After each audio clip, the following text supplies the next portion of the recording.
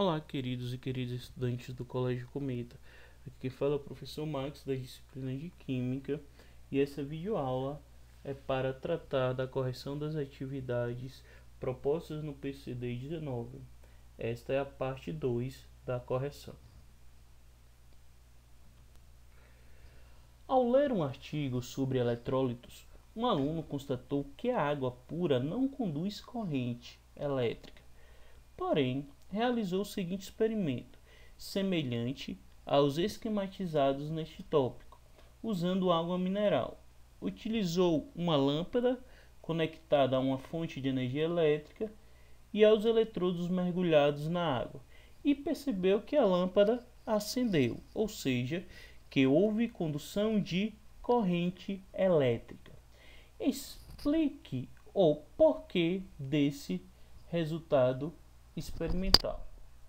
Então perceba, o que a gente vem discutindo é que para haver condução de eletricidade ou formação, de corrente elétrica, precisa ter cargas, e essas cargas precisam estar presentes no meio reacional, onde vai passar a corrente elétrica, para poder, nesse exemplo dado aí, acender a luz.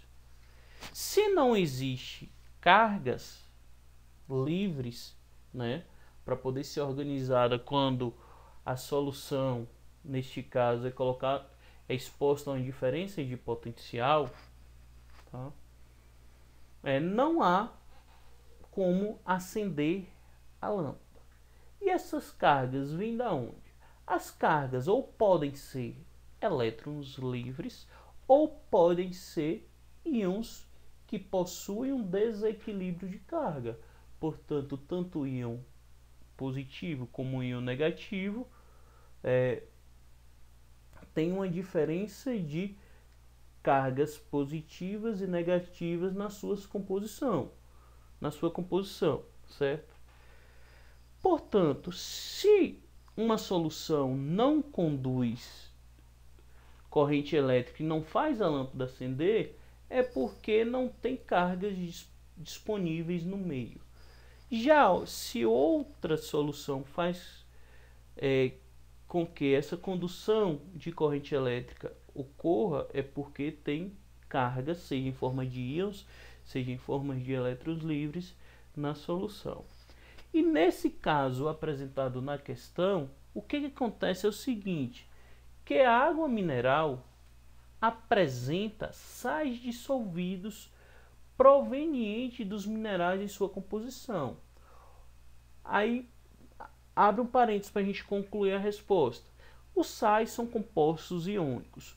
Se o sal dissolveu em água, é porque houve dissociação iônica. Então, está existindo íons disponíveis no meio aquoso.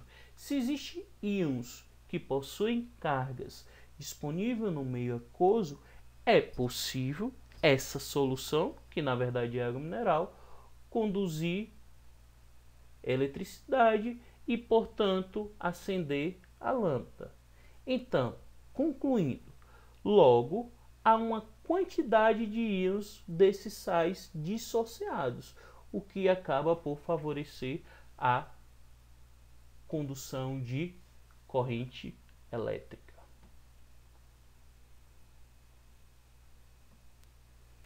Utilizando as equações químicas que descrevem a interação do brometo de hidrogênio, HBr, e do bromo, Br2, com a água, explique por que o primeiro é considerado um eletrólito forte, enquanto o segundo é um não eletrólito.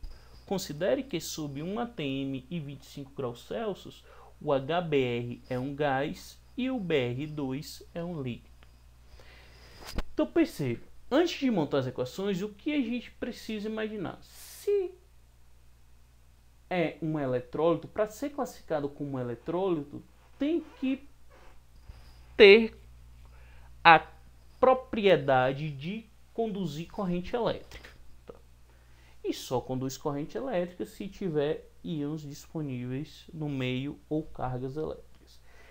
E uma coisa, vocês têm que prestar atenção nessa questão, é que tanto o HBr como o Br2 são compostos moleculares.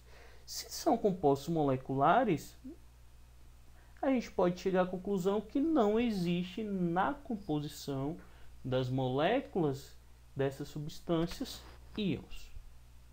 E como fazer então para aparecer íons na solução, né, que contém brometo de hidrogênio, porque a questão afirma que vai ser um eletrólito forte, e do não surgimento de íons na solução aquosa com Br2, tá? Porque ele é um não eletrólito. Então vamos ver as equações agora e depois vamos analisar e encontrar uma resposta para essa equação. Então HBr, olha o HBr, em meio aquoso, acaba ionizando, porque molécula acaba formando íons. Quais são esses íons? H+, e Br-.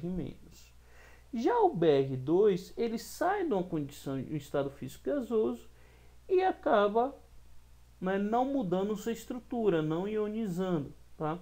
E ficando em meio aquoso, tá? Mas somente solvatado por água. E essa solvatação, provavelmente, essa que é um fruto de interação intermolecular, não foi suficiente para fazer com que o Br2 fosse ionizado. Como conclusão da análise dessas duas equações, nós podemos dizer que o que acontece com HBr é porque, primeiro, é uma molécula polar, tá? O átomo do bromo apresenta uma carga parcial negativa, porque ele é mais eletronegativo do que o hidrogênio, tá? Enquanto o de hidrogênio apresenta uma carga parcial positiva, ele é menos eletronegativo do que o Br. Lembre-se, toda vez que existe uma ligação covalente, ela pode ser ou polar ou apolar, vai depender dos elementos que compõem a ligação, tá? Chegando a essa conclusão, eu posso dizer para vocês que as cargas parciais da água interagem com as cargas parciais do HBr, rompendo ligações e formando a solução eletrolítica. Tá? Percebam que esse tipo de interação é suficiente para romper a ligação entre hidrogênio e bromo e formar íons no meio e, consequentemente, compor a solução eletrolítica. E por isso diz que o HBr é um eletrólito forte, porque ele é capaz de se ionizar com facilidade e conduzir corrente elétrica quando em solução aquosa. Já o bromo, as moléculas de Br2, elas são moléculas apolares. E aí, por que moléculas apolares? Br ligada a Br, existe diferença de eletronegatividade? Não. Então não existe formação de polos na ligação. Toda vez que a ligação for apolar, a gente já pode dizer que a molécula é apolar, tá? Então, o bromo sendo uma molécula polar, as interações entre o Br2 e a água e as moléculas de água não são suficientemente fortes para romper ligações entre átomos de bromo. E por isso não há formação de íons em solução. E aí essa substância pode ser classificada como não eletrólito, porque é uma solução que não conduz corrente elétrica, tá?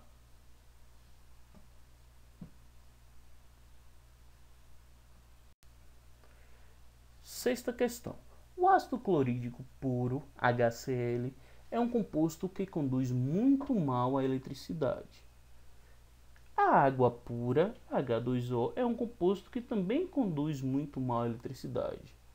No entanto, ao dissolvermos o ácido na água, formamos uma solução que conduz muito bem a eletricidade. O que deve a?